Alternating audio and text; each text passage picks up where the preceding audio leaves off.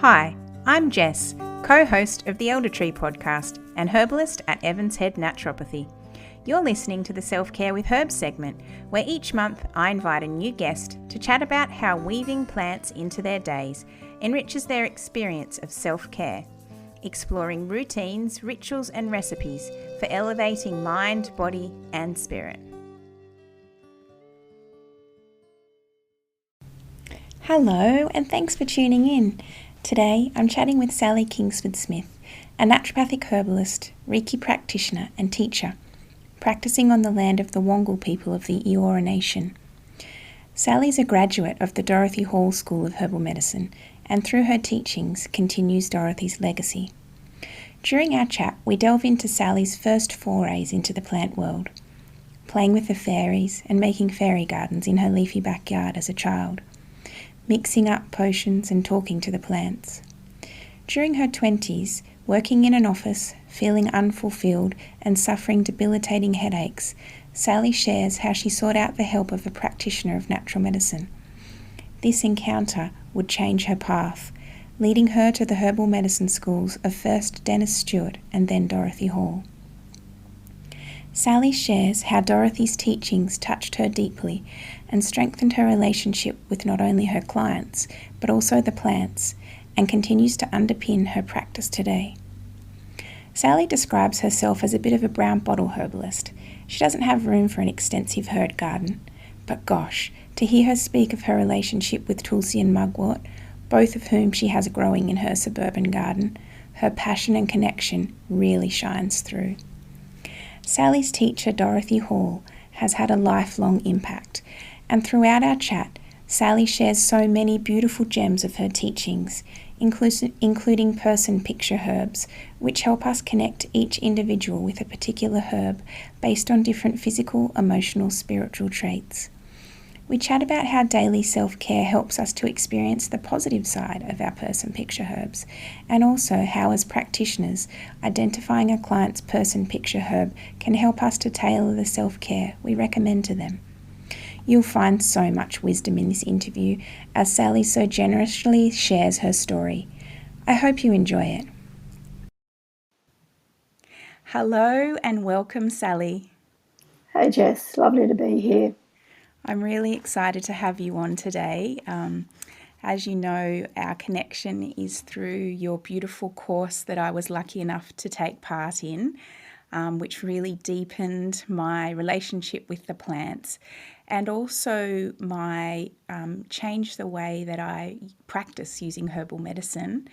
And I'm really looking forward to delving into the background of that course and how you came to practice in that way. Okay. So how I got to study with Dorothy? Yeah, well, we might go a little bit further back. I know that Okay. wasn't your first No, introduction to it herbal wasn't. medicine. Yeah, and so why don't we go right back? I know that your first connection started quite early on. Why don't we go right back and to chat about how that relationship with plant medicine really began? Okay. So how it really began. So like a lot of people that I think both you and I know in our circles, it started when I was really quite little. Mm-hmm. I grew up in suburban Sydney, but Sydney back then where I was growing up was very leafy. We had a spare block at the back of us that was the back paddock where my older sister kept a horse. My dad was a very keen gardener. We had a very beautiful garden, and my two older sisters were a lot older than me, and there were no kids in our areas, so I played by myself a lot. So I would play a lot in the garden with my dolls and with the fairies that were there.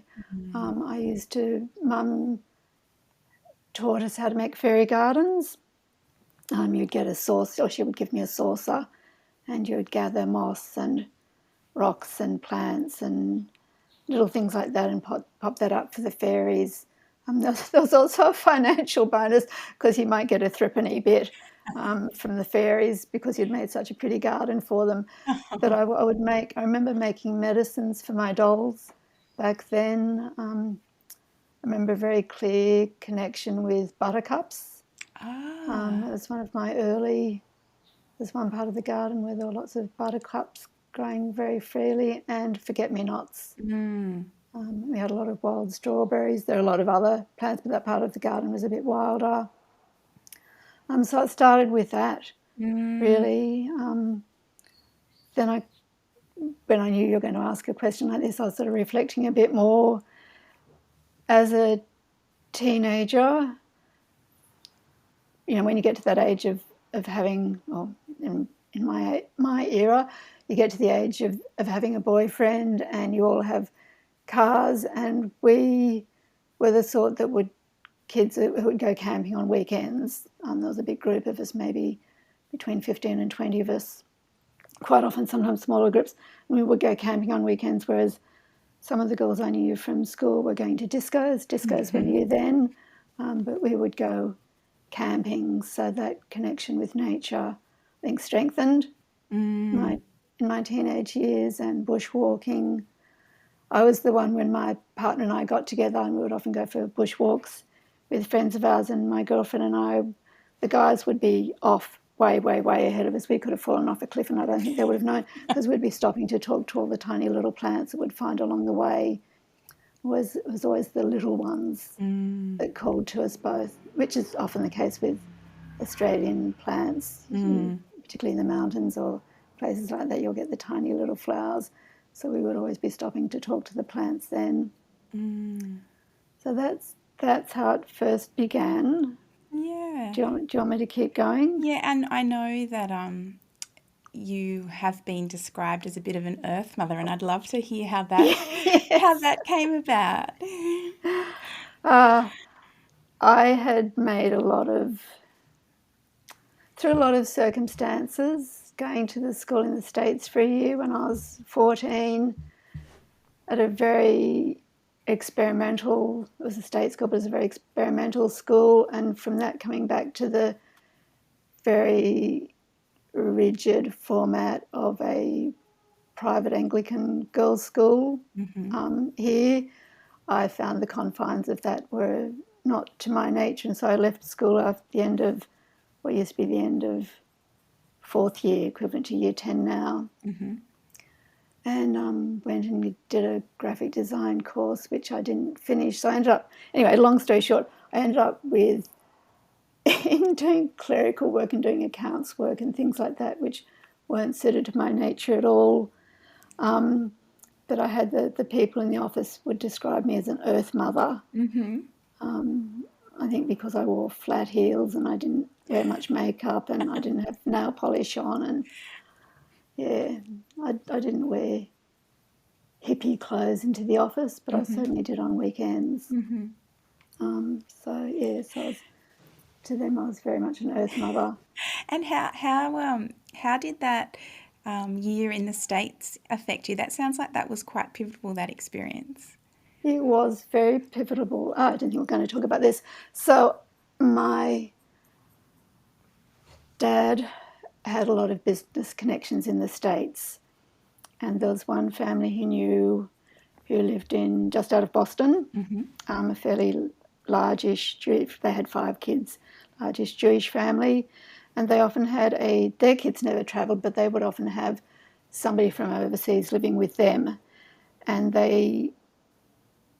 Joe was on the phone call to Dad one time and said, would my older sister like to go and visit and stay with them? And Marion was very much, she had been a beatnik when she was at college. She'd done fashion design.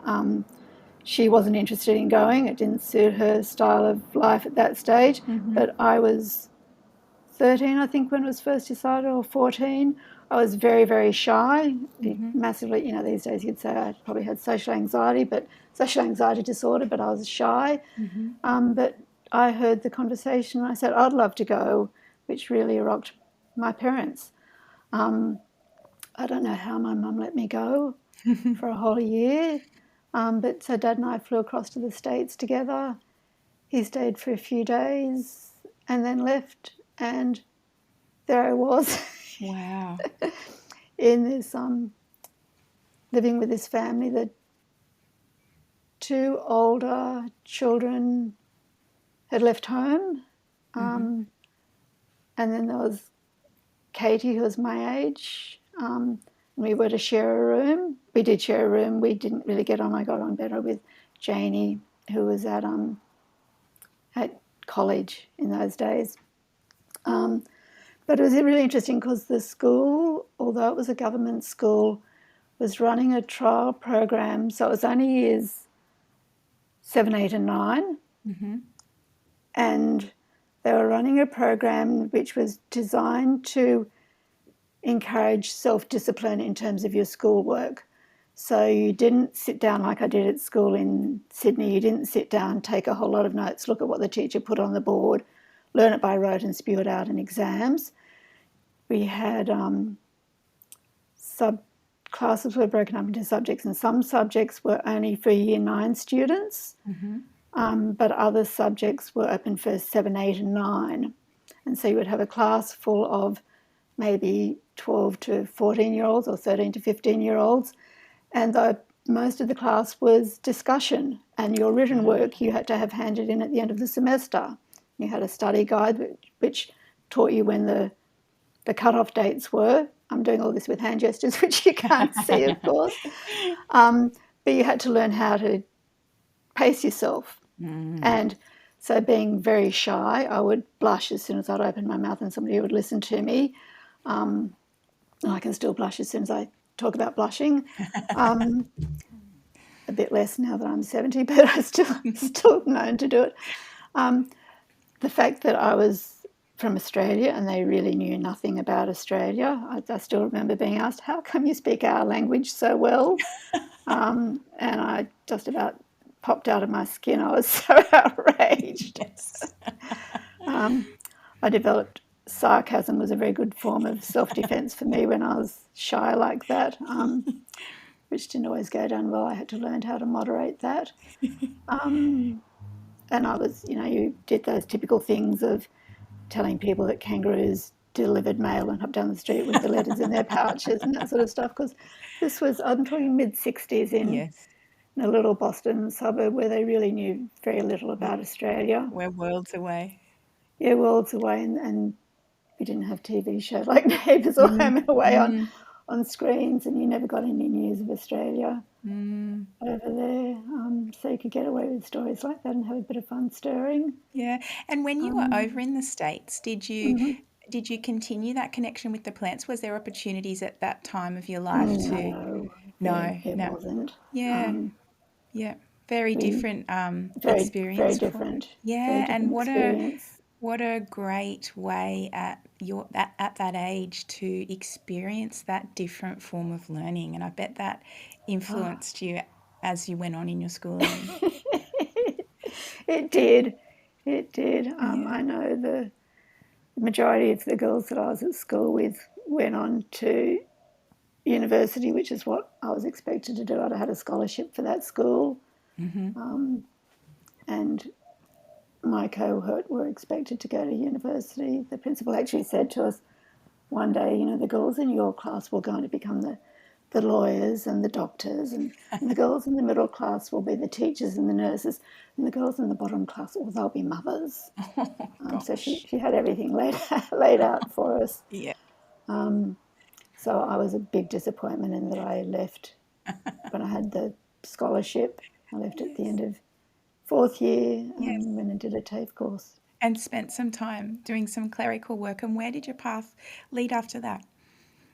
So when I was doing the clerical work, I was getting, with one job, I was getting a lot of headaches, a lot of very, very bad headaches. And I was seeing a local chiropractor who was great. He picked up that I had TMJ. It was when TMJ was only a very new thing. He sent me off to a professor of dentistry at Sydney Uni who helped massively. I was also getting vertigo. I'd been told by a specialist, a neurologist in Sydney, that I had blood vessels in the back of my neck like those of a migraine sufferers in their heads, and I would have to take Stematol and learn to live with it. So to a very stubborn Tory, and that didn't go down very well. So that's when I went looking, and I found this wonderful chiropractor. But this chiropractor was married at the time, to a woman who was a lot more alternative than other people I'd come across with. Mm-hmm. So she was into numerology, and she had friends who did a lot of past life work. Mm-hmm. And so we became friends with them. And in her numerology session with me, she said that I'd be starting a new career in my 30s. I can't remember what else that she said, but I'd be going back to study, and my path would be very different. So I was trying to think, well, what would I? And I knew that what I was doing was a dead end for me. I needed something else. And I didn't know which way my path would go. The job that I'd had by this stage, I was working in accounts, and I actually like my Taurian part of me did like numbers Yes. and solving things, but that didn't satisfy all aspects of me. But then I also had put into my head, I don't know how it came about, I think from something that the numerologist Tanya put into my head, herbalism came into it. And I thought, well, I really love plants. At that stage, we were in a flat and I had a little garden where I loved tending to the plants that I was growing. I had a period of being unemployed, and I spent a lot of time in the garden. It was an old house divided into 3 flats, and we had the garden one. I spent a lot of time in the garden there, and so I thought herbal medicine. And at that stage in Sydney, there were 2 main schools of herbal medicine, one run by Denis Stewart and one run by Dorothy Hall, and they both had open days on the same day. Denis's was in the morning and Dorothy's was in the afternoon, so I went off and listened to Denis, and I was so swept away by his charismatic speaking and his style that I immediately decided to study with him, and I didn't go to Dorothy's. I think I was without a car, and it meant getting from one place to another with public transport on a Saturday, which wasn't great. So I signed up and I started with Denis, and loved it, absolutely loved it. But drop dosing was, back then, studying was poo-pooed a lot. Oh, you don't get enough of the active constituents. You need your 5 mils 3 times a day to get the active constituents, and look at the BHP and Interesting. all this sort of And stuff. still continues today. It still continues today. And we know now that that's not necessarily the whole truth of the matter. We do. But I did learn lots of wonderful things. And so Denis's teachings were more along the lines of the higher doses. Definitely the high doses, definitely. And you didn't, personalities weren't taken into account. To my recollection of the way it was taught then, so I'm now in the mid-80s, the way my recollection is of it, that it was very symptom-based. Yes. Very, very symptom-based. So I did all my study with Denis, and I'd done very well, but I then had to do assignments, and the assignments were quite large, and you were doing them on a typewriter, not a computer or a laptop then. Yes. And I now know that I have Virgo Ascendant, and my Virgo Ascendant wanted everything to be referenced and cross-referenced, and I put a lot of work into the assignments. And I had been trying to get pregnant. I'd been pregnant and, in inverted commas, lost the pregnancy at 16 weeks. And so I was trying to conceive again, and I had conceived with the help of Robin Kirby, who was one of Denis's graduates. Okay. I had conceived, and I'd finished all the course, but I was going to do my assignments. And when my daughter was born, she was full term, but my placenta had failed, and so she was just over 2 kilos. Okay. So I spent a lot of time with her. When she was first born, it would take an hour to feed her. She didn't sleep a lot, so she might sleep for an hour and then she'd be awake for an hour. And I was exhausted a lot. And so I never finished the assignments. There were 10 to do, 1 for each major body system, and I had 2.5 of them done. or 3 of them done. So, and I then 4 years later, at the age of 40, I had my second daughter. Mm-hmm. And then when she was starting school, I thought, right, I need to get back to herbal medicine. So I approached Denis's school again. I didn't speak to Denis, I spoke to somebody else, and was advised that I would need to start all over again because things had changed so much. Oh. So by this stage, I had learned that Dorothy's methods really worked. Mm-hmm. I have a neighbour whose child was one of the youngest people, or one of the first people and the youngest to be diagnosed with chronic fatigue syndrome in Australia at the time. She was only 10 and she was seeing a Dorothy Hall practitioner. And when I first heard about it, in my arrogance, I thought, oh, that family are just wasting their time and their money. Mm-hmm. That's not going to help them. And then I met the child and I saw how frail she was. And she couldn't even stand up against the door frame without leaning. And her body was so frail. And I saw how much this Dorothy's trained person was helping her. And this was before that. So when I was told that by the other school, I then approached Dorothy, who welcomed me with welcome arms, Oh. gave me some recognition of prior learning. Dorothy loved it to have a convert from Denis's school. So I then studied with Dorothy. I should have gone back and done my nat and phys again, and I didn't. So I'm awful on that even to this day. And biochemistry fries my brains. But I absolutely loved the way that I learnt herbs with Dorothy.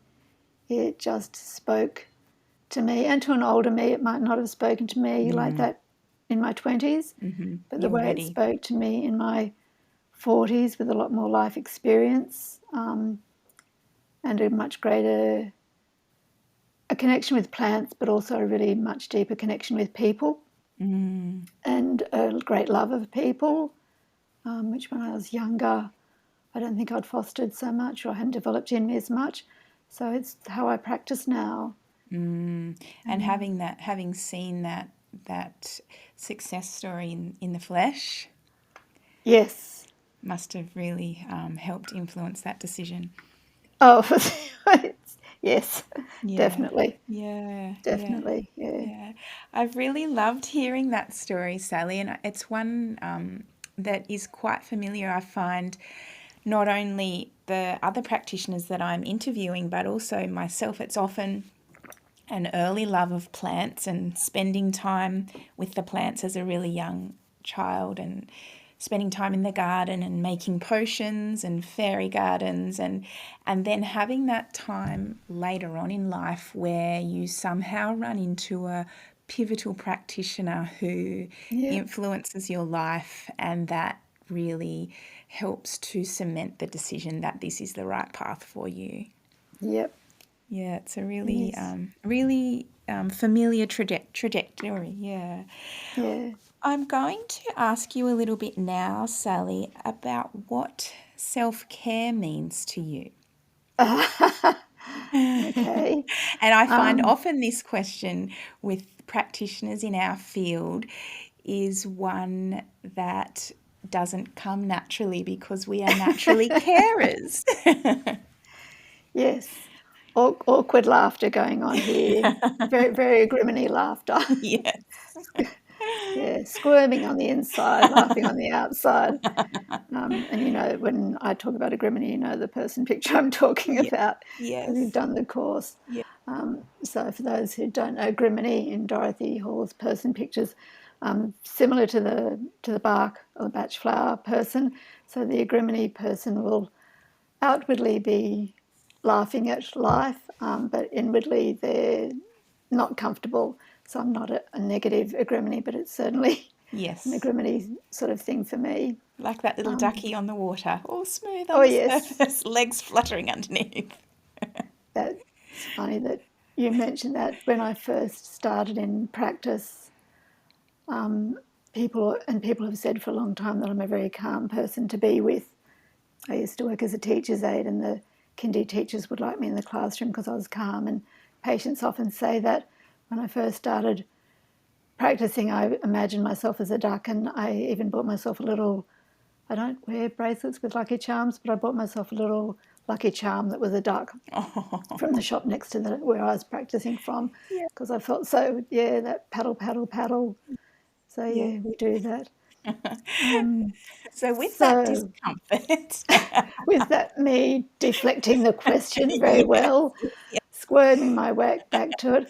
Self-care. So self-care is what I often preach but don't practice so yes, well. yes.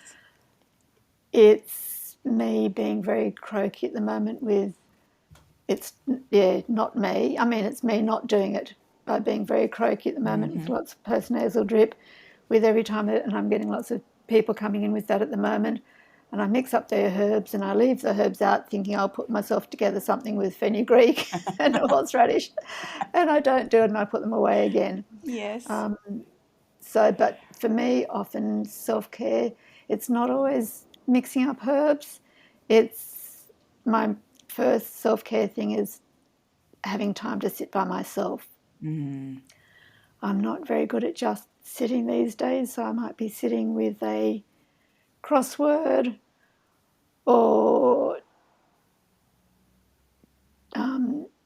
getting in touch with a friend that I haven't talked to for a while, Yeah. or when my front garden is back in, when Yeah. the plants are back in, which is a bit sad at the moment, you know Yes. about that. When that's back, it'll be talking to the plants and pulling some weeds, and I don't mean dandelions because they'll definitely be staying there. No, they're our friends. They're our friends. But it'll be that sort of Really pressing thing. pause, huh? But yeah, it's time to be quiet is my Yes. main one. But it is also going into my garden at the moment. It's only the back garden to say hello to my plants, and I hadn't realised until recently the joy that there are lots of dandelions. There were lots of dandelions Yes. in my back garden, and you know this story because we discussed it the other day. But having in a very very determined and thorough gardener to do some work, and she was just to in the back garden. She was just to do a quick mow for me, but we had lots of dandelions coming up between the pavers, and she got rid of them all because I'm 70 and my husband's 72, and weeds in the pavement between the pavers are a trip hazard. And Little did she know. I know that every morning I would go into the back garden and see their little smoke because they're growing where the sun hits them first up, so they're open when I go out, and seeing their happy little faces, and they're starting to come back, but no flowers yet. And so I'm missing those a lot. That special little So, moment yeah, that special little moment. And I hadn't realised how much that connection meant to me until I didn't have it. taken away. Yeah. Yeah, Yeah. but Great that they're so hardy and they will return. they will return. But I do have a mugwort that's over 6 foot tall now. I've kept her in a pot because I know that I'm not good on keeping on top of things, but she's grown out of the bottom of the pot now. Wow. While I was in Broken Hill doing a retreat with Jackie Bushell, I came back and she'd shot up about 4 feet while I was away, I think, and she's got her feet firmly in the soil. Gosh. Yeah. How So, old is that mugwort, Sally? look, she was dear, beautiful friend Kerry Alexander that you know through Estuary. Kerry gave her to me some time ago, and I was a very neglectful, cruel plant mother for a while, and she was in a little pot and really struggling and suffering. And so recently I put her into a larger pot, and she was very happy. But it wasn't until I put that ceramic pot onto the soil so she could stick her feet Ah, into where she's she really thrived. wants to be. Yeah. Yes. So Yes. I'm not sure how old she is now, but it was only in that I was gone for 2 weeks. And in that 2 weeks I think she must have, I said maybe she grew 3 feet. She Wow. was certainly Wow. she's certainly up above the fence now, and it's a tall fence. She'd be more Wow. than 6 foot tall now. And how does mugwort make her way into your life, Sally? I really only knew mugwort as a herb that Dorothy had taught before. And I'm very much a brown bottle herbalist where I am. I do have herbs in my garden now, but I wouldn't use them for tincture making because I feel where I live is The too soil. polluted.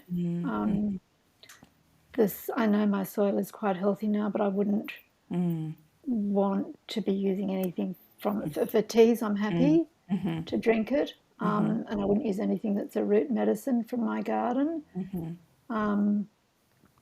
or anything as potent as a tincture where you're using a lot more plant Yes. matter and extracting Yes. a lot more out of it with the alcohol. Yes. I think I'd be pulling too many toxins out. So, but mugwort is into my life now. So, with this plant that Kerry had given me, because I'd wanted to develop a connection through Jackie Bushell.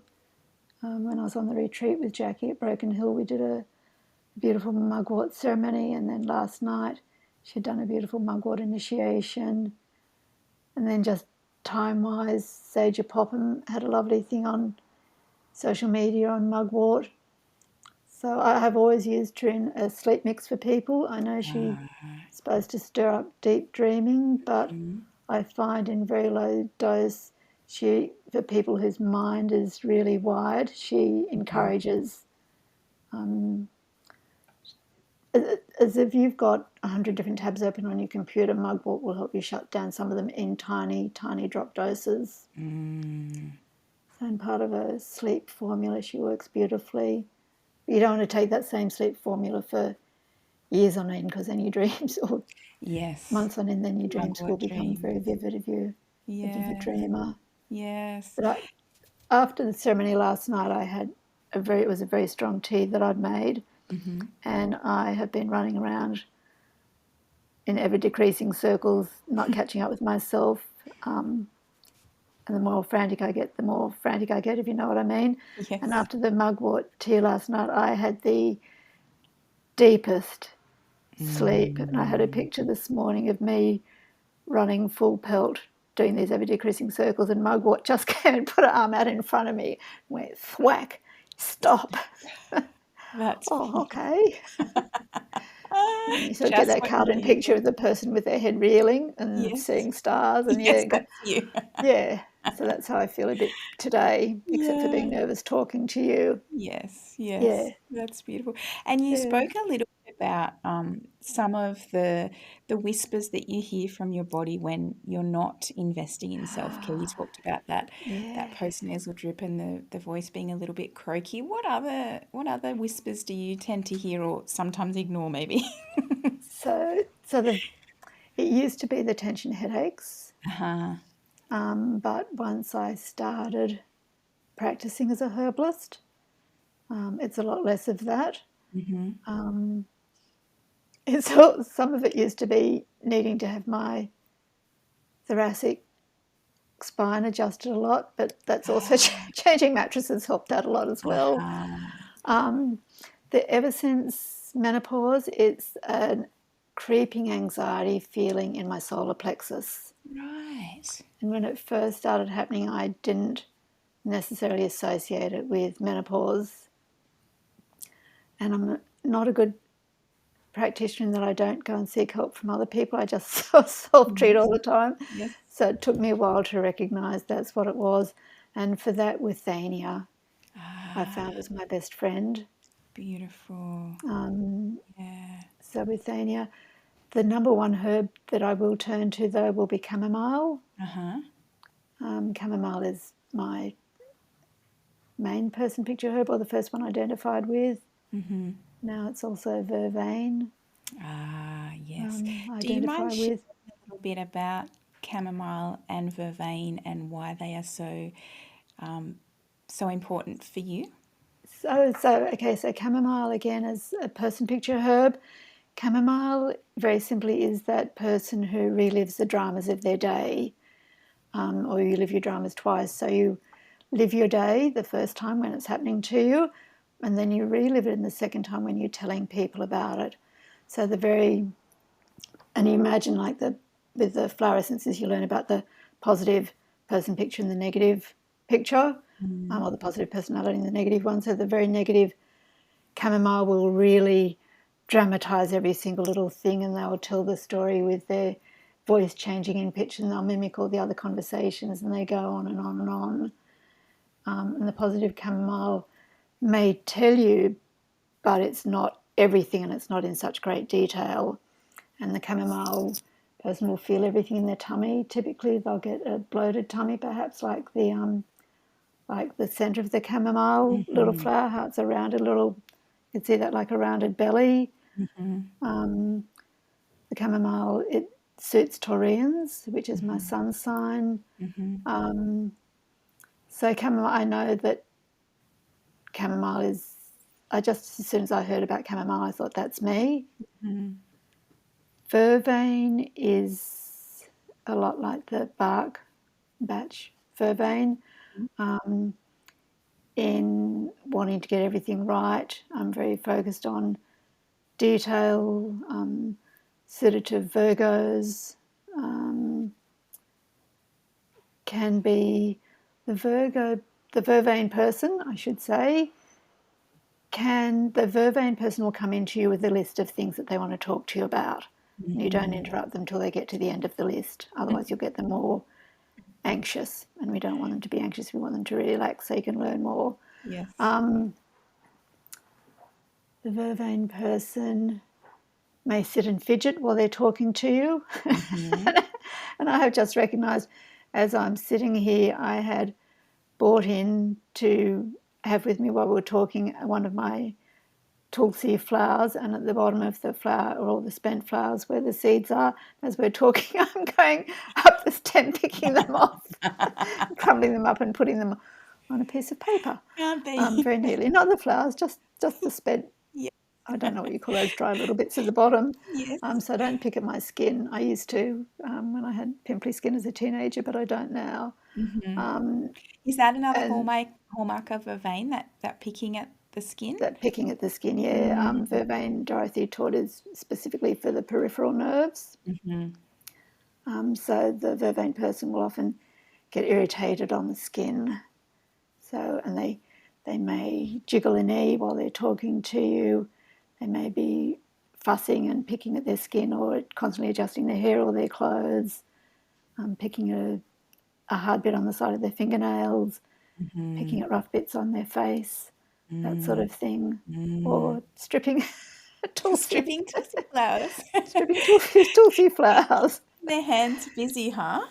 Yeah, and I hadn't recognised the vervain until I was writing up notes for a Wise Women Gathering talk, and I was writing about vervain, and I realised that as I was writing about vervain, I wasn't going through my list and doing one thing at a time. I was writing the notes, I was answering messages, I was answering emails, I was mixing herbs for people, I was packing a bag, I was getting kitchen things ready, I was doing about 10 different things at once, which is what I've Mm-hmm. been in the last few days as well. Mm. Penny drop moment. Yes, all those tabs open. Yeah, or well, not just the tabs open, but yeah, unpacking an order while mixing up somebody's Yeah. herbs, while replying to an Yes. email, while commenting on a WhatsApp thing for estuary learning, while, yeah, So chamomile and vervain. And how do yeah. they tend to make their way into your day? So they will make my way into my day when I stop and I pay attention. I go and Mm-hmm. get out the bottle. I don't have either of them growing. Mm-hmm. I did try growing some vervain and I wasn't very successful, but it will be when I go and actually pull the bottle off the shelf Mm-hmm. and pour some into a jar and make a formula for myself, not into a jar, into a 50 ml bottle and make a formula. Mm-hmm. Sometimes, though, I'm mindful and I just have to pick up the bottle and say hello, Uh-huh. and get as far as putting it on my desk, and sometimes that's all I need. No, just that But lately, I connection. haven't even done that. Yeah, Yes, yes, yes. yeah, So I just get, that connection, smelling yeah, it. yes. Yeah, And I guess that first step is that pause that you spoke about earlier, allowing yourself to recognize, oh, I need my friends right now, yes, and then yep, finding ways to invite them in. yes, Yeah, I definitely. I It's really an love awareness. hearing from everybody, the different whispers that they hear from their bodies when they're not able to or haven't made self-care a priority, because I think it really helps people to understand that it's not normal to feel like this way all the Yeah. time. And if we're not listening and we're thinking that this is normal, then that's when the troubles start to arise. It's Oh, that yes. tapping in and recognizing, oh, okay, those headaches that I've been experiencing, that's not something that should be happening every day. No, I won't.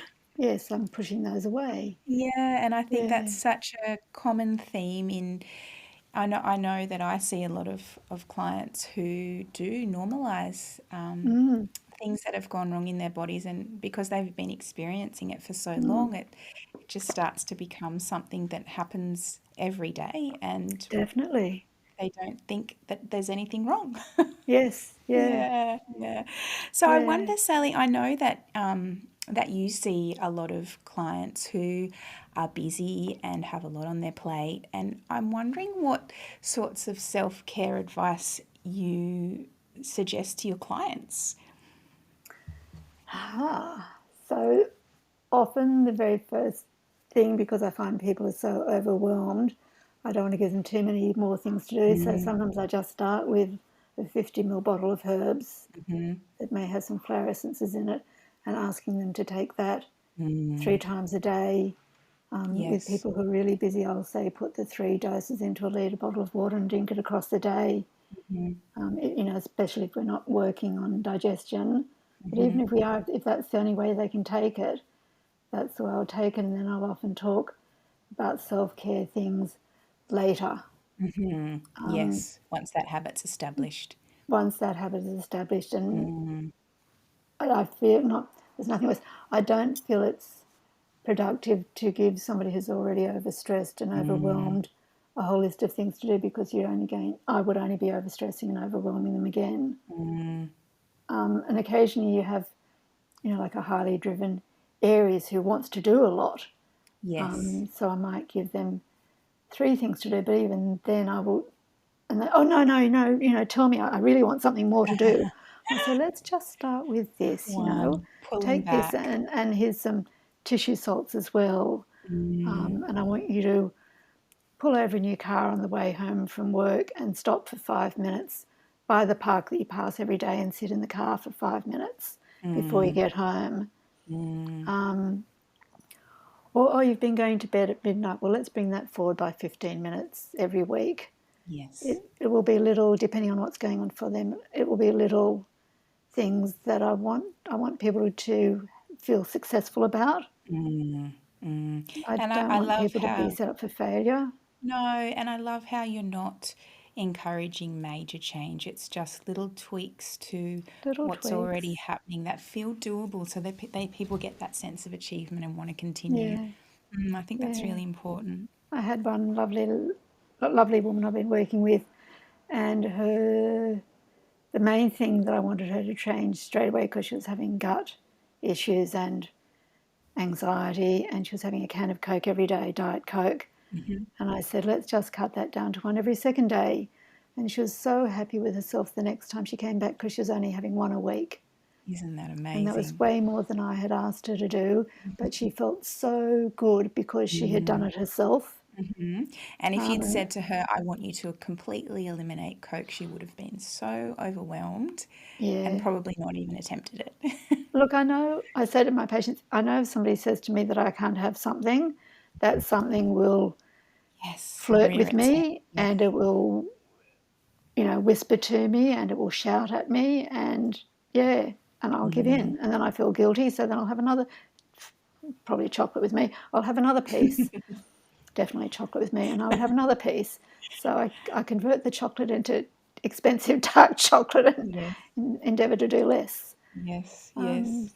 but yeah, the Yeah. minute you try, and that, to me, denial Mm, mm. just doesn't work. And I think the Dorothy's teachings and you sharing that legacy with your students, so that people have an understanding of that person picture, really gives you an advantage in being able to tailor self-care to, it gives you a greater sense of that person. Yes. and what is going to work with them. So, speaking of vervain earlier and how they like lists, and being able to tick things off, tailoring things to suit that little quirk is helpful Yes. too. Yeah. I'd love it if you could share a little bit more about the person picture and how that influences, I guess it influences your own life, but also how it influences your relationship with the plants and your clients. Ah, oh, good question. I'm not sure how to answer that one. Yeah, So, I know that a lot of people aren't aware of this beautiful, deep way that recognizing person pictures can support and deepen relationships with relationships. plants. Yeah. Yeah, I know a lot of people aren't aware of this, and just touching on that would be really interesting, I think. Okay. Okay. So yeah. So now, sorry. Now I've got now I've got it. Thank you. Yeah. Um, Dorothy, I believe, had a history before she became a herbalist as a homeopath, or had an interest in homeopathy. And so a lot of her person pictures, I feel, and I could be saying the wrong thing here, so I'm guessing, but I feel a lot of her person pictures were developed from homeopathy. And I believe that when she first started teaching, she didn't teach person pictures. It's something she developed later. Mm. But her person pictures, so there are about 50 herbs that she describes in her book, Herbal Medicine, which is very hard to come by these days. In that book, she describes about 50 herbs as having person pictures, and some of them are more symptomatic rather than the true person picture. But in the true person picture, there are probably about 40 of them, and they will describe a particular personality type. Like we said with the chamomile, and you might not, and the vervain and agrimony briefly, you might not see that straight away in somebody. But then also when Dorothy described a herb, she would describe iris signs with it as well. So you might see a hypericum, somebody who's a St. John's wort type person, but you don't immediately pick up on it. But then you look in their iris and you see over the head area in the iris, which is the area between 12 and 1, when we look at the iris like a clock face. And we look at that and there's a lot more white fibres. That speaks to me, from what I learned with Dorothy, that they're somebody who needs hypericum. Mm. So then you can go back and ask them, if you haven't picked up on it already, do you have trouble sleeping at night because the wind is too loud or the lights are too bright? And they'll go, oh, yes, yes, I definitely do. So the hypericum person is somebody whose senses are hyper acute. Yes. Dorothy talked about them being like the princess in the fairy tale, The Princess and the Pea. Yes. So they can feel things more keenly. Their physical nerve endings are more acute, and they'll be all their senses. So their sense of smell is more acute. They'll smell something beautiful like a rose and could weep because it's so beautiful. At the same time, a putrid smell will be really repulsive to them. Yes. They may cry at the sight of a beautiful sunset or a mother nursing a baby, but they'll also not sleep well at night because the street light or the full moon are bothering them, Right. and their partner will sleep through everything, or the family sleeps through everything, and the hypericum person wakes up in the morning and says, oh, I hardly slept a wink. The wind was so loud, and the garbage truck, and the cats next door, and the possum in the tree, and the Yes. fruit bats in the neighbour's palm tree, and all of those things. Yes. So that's the hypericum Yeah, and person. I love the little analogy of the princess and the pea. I haven't been able to stop recognizing Yes. St. John's wort people since you put that But analogy into my head. it's good, and I learned it from Dorothy. So it's none of it Mm. is my work. It's Dorothy's work, and that's why I'm so happy to. It's a Mm. legacy, and that's why I'm so Yes. keen to keep it Yes. alive. Yes.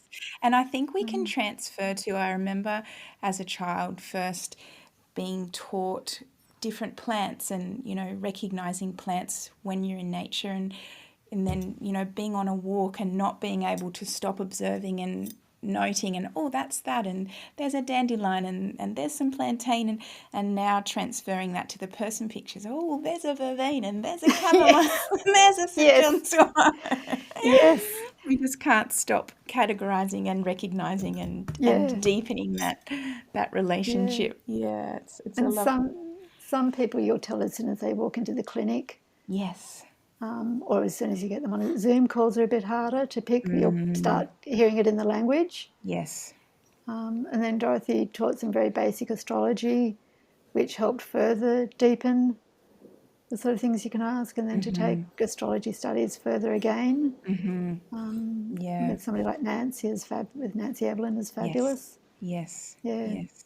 And I love with the person pictures too. I'm not a practitioner of iridology, so I don't have that tool up my sleeve to help recognize which person a particular client may be. But I love how there are so many different areas of observing a person as they walk in the door, as they sit down in the chair. Are they sitting still, relaxed? Are they fidgeting? And as you said, the language that creeps in Yes. and the way they talk and describe themselves Yeah. can always be observing, and I love that. Yeah, it doesn't. There's so many different ways of gathering that information. Yeah. And knowing that the person who has arrived really early and is in a hurry to tell you everything and race out to the next appointment is possibly going to be an alfalfa person. And Yes, the white yeah, rabbit.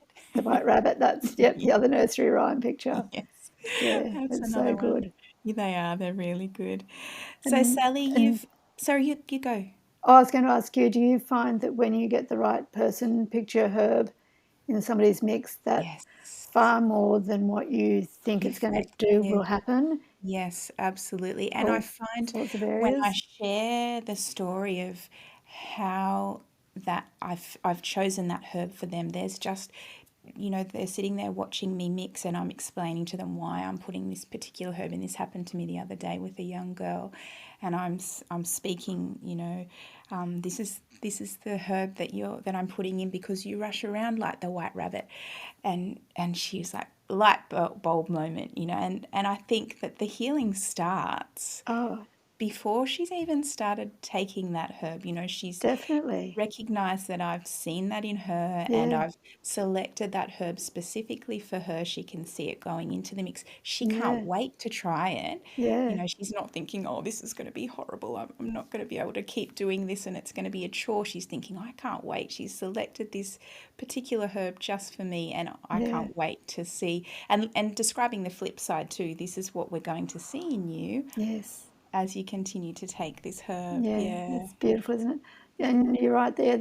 I feel the healing starts as soon as people have been properly heard because you've given them hope that there's Absolutely. somebody who's listened, Yes, yes. And I think and that it's can, so rare that people are able to get that. They're yeah, so used to, at the moment and since lockdowns, it's so much telehealth in the medical profession. So they're so lucky to get 10 minutes, if that, and yeah, if they that, don't feel yeah, heard. They don't feel yeah, heard. They often come to us because they haven't been heard before, and just yeah, knowing that, there's a cup of tea, there's, 45 to 90 minutes to just share your story and be heard, yeah, and not be rushed out the door, as you said, is the very beginning of the healing yeah, journey. Yeah, yeah, yeah. yeah. It's beautiful, isn't it? It really is. Sally, you've shared some lovely ways that you connect and weave the plants into your life. You spoke about the joy of seeing a dandelion flower, and spending some time with mugwort, and even sometimes just pulling that herb out of your dispensary, and spending a bit of time with it without even having to take it in. Are there any other rituals and routines you wanted to share with before we move on? I was just going to say I didn't even talk about my beautiful Tulsi. Yes, please. So until my garden started getting this big makeover that's happening to it, it would be a daily cup of Tulsi tea. I'll often mix it up when I have on days that I have patients, or sometimes it's just a garden tea, and then I'll do it on other days for myself as well. So garden tea, I'm sure when you talked Yes, about Caroline, she would have talked about that. Or yes. you've talked about it yourself. So picking whatever is edible in your garden and putting that into some tea. But tulsi in particular, I had the beautiful chance to do a tulsi initiation with Pan Montgomery when she was in Australia a few years ago, the last time she was here. Oh. And in the lead up to that, I had purchased a tulsi. It was the first tulsi that I had bought, and planted her in my garden. And I'm saying tulsi, not tulsi, because I went back to the shop where I had bought it from, an Indian grocery shop, and I asked about the tulsi, and the young woman behind the counter did not know what I was talking about until she very haughtily corrected me, and she sort of said, "Oh, you mean tulsi, tulsi." She was quite disdainful that I'd got it wrong. Yes, yes, So I now make a point of saying tulsi. yes. So I planted this one tulsi in my front garden. I would love to have more plants in the back, but it's south facing and I don't have a lot of room. So my tulsi in the front garden, and I would go and sit with her every day, and she grew to be absolutely massive, and her flower spikes must have been, at least in old measurements, at least 18 inches long. Wow. She was I couldn't tell you the measurements now, almost as tall as me and about the same around, and she was beautiful. When we had a very wet summer and I had gone away for a while, she developed brown scale, and so had to cut her back a lot, saved her, cut her back a lot, and so I still have her, and I have lots of her babies in the Beautiful. garden now. So, but I normally connect with her. She's currently been massively pruned back, and she's out on the nature strip with her babies waiting to be rehomed. So I'm not Ah, using her at the moment because too many yes. dogs are walking past, and she's getting blessed by their urine and their marking. Yes, So I won't drink from her at the moment. I have a little one yes, in the back garden that I'm using instead. yes. But she's the little one in the back garden I don't have quite the same relationship with. Ah, yes, the Yeah, mother. The mother's a special one. the mother's the special one, yeah. Yeah, yeah. When you are able to weave that self-care and pause, spend those Yep. moments pausing and really leaning into those herbs that you know are your person picture herbs, what sorts of benefits do you start to feel in your body and your mind and your spirit, Sally?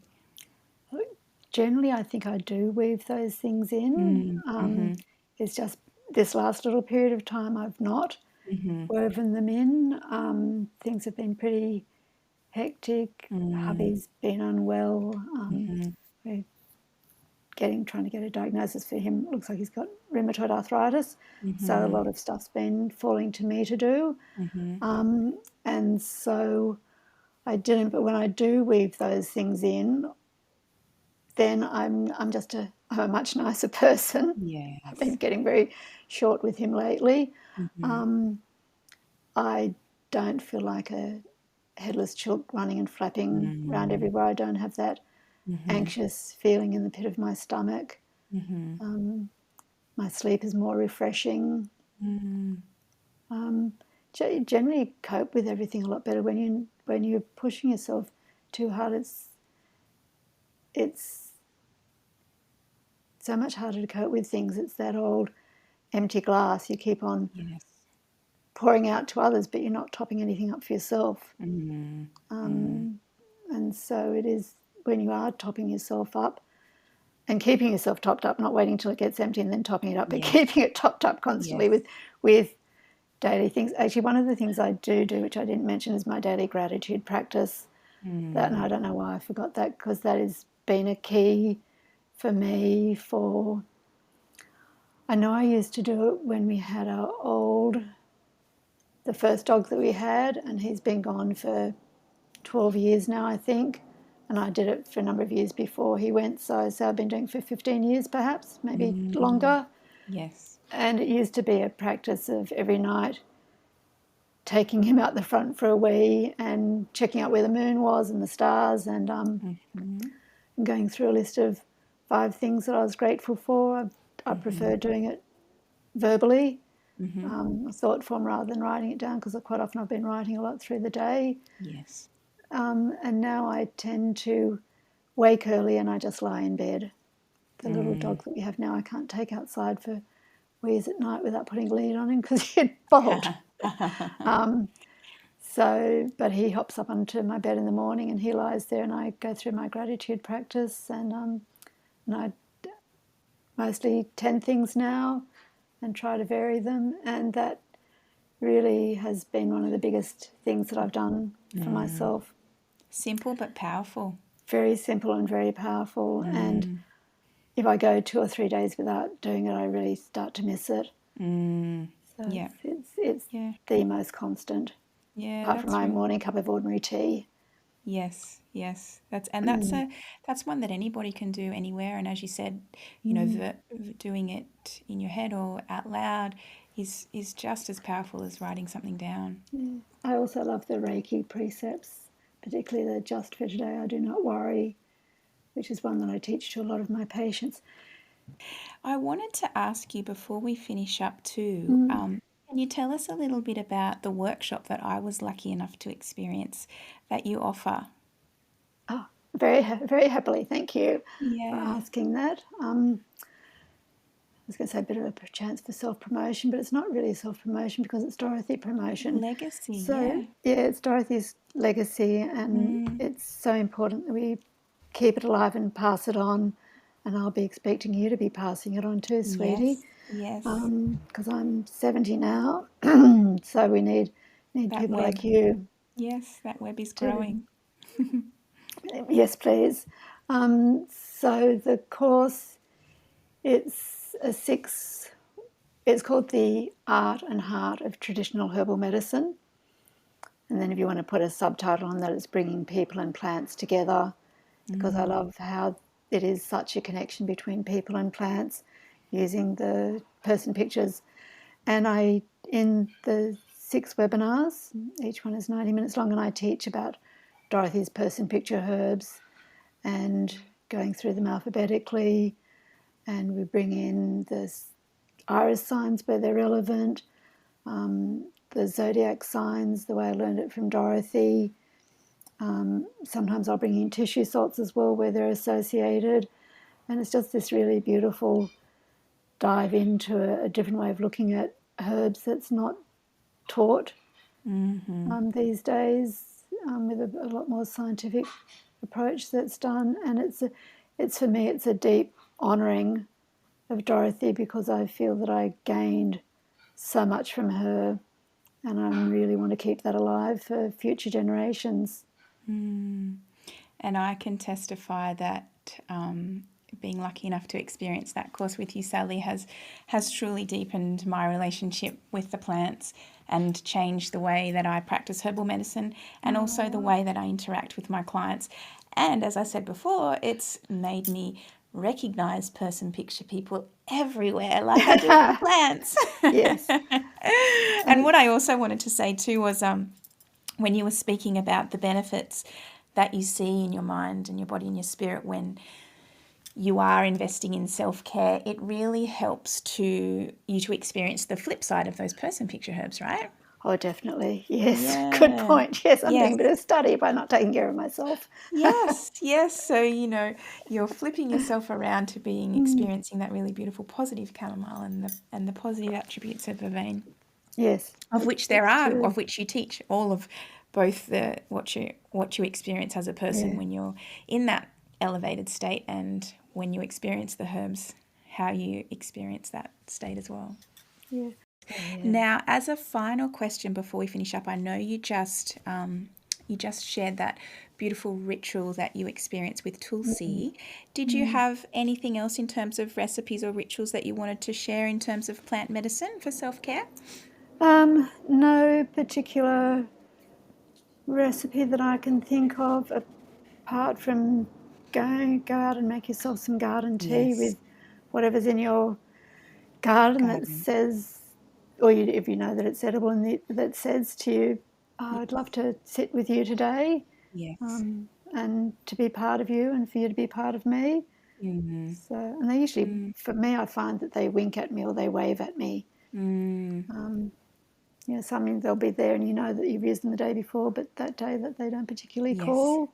Yes. But other days they do. So that would be my Absolutely. And recipe. that's And really achievable too. I mean, there's so many culinary herbs that people often yeah, have for the kitchen that they don't realize have beautiful medicinal benefits as well. And starting with those can be a yeah, really lovely way to start to experience garden tea. And for yeah, people who don't have any herbs growing at all, there's often a community garden nearby yes, yeah. that Or a people can. neighbour who's got a rosemary bush. Yes. Rosemary tea is beautiful. Yeah. That's one I often combine with the tulsi, particularly through winter. Mm-hmm. Yeah, Yeah. it's Beautiful. and Yeah. somebody really always has that. And then if you grow tulsi, it's so easy to grow from cutting. So then you have some and you have lots of little cuttings and you keep giving them to people. So people then Sharing. do have their own Yes, and to have a Tulsi's a tulsi tea wonderful from. And one. just smelling tulsi. You don't have Oh, to no, drink or anything. You just touch the leaf and that crush. smell. Yeah, Oh, so aromatic. yeah, It's yeah, beautiful. it's a Yeah. beautiful herb. Well, thank you so much, Sally. This has been Oh, such a beautiful chat. We will put in the show notes the information about your Art and Heart of Traditional Herbal Medicine thank you. course. Yes, I If don't have dates yet for next year, but there will be yeah, another round starting in about. I was going to say February, but we've got the estuary event in February, so I might make it March, early okay, March. yeah, Yeah. something to look Thank forward to. you. And so that'll be available in the show notes when this episode is released. Thank you so much. You know what I'd love to say as well? Teaching Dorothy's work, the highlight for, yes, it's keeping Dorothy's work alive, but the people that it's brought into my life, like you and Jen and Caroline and so many of the others, Jane, Yes, it's just brought so many beautiful people into my life it's because you've that. come for the course, and the web is just getting stronger and wider all the time, and it fills me with so much joy. It is that beautiful web, Yeah, isn't it? And so, as you it said, that is. legacy will continue. Yeah, yeah, Yeah, it's beautiful. yeah. Thank you so much for having me on today. It's been a pleasure. Thanks so much, Sally. Enjoy the rest of your day, sweetie, and You for too. everyone who listens, Thanks. Bye. bye.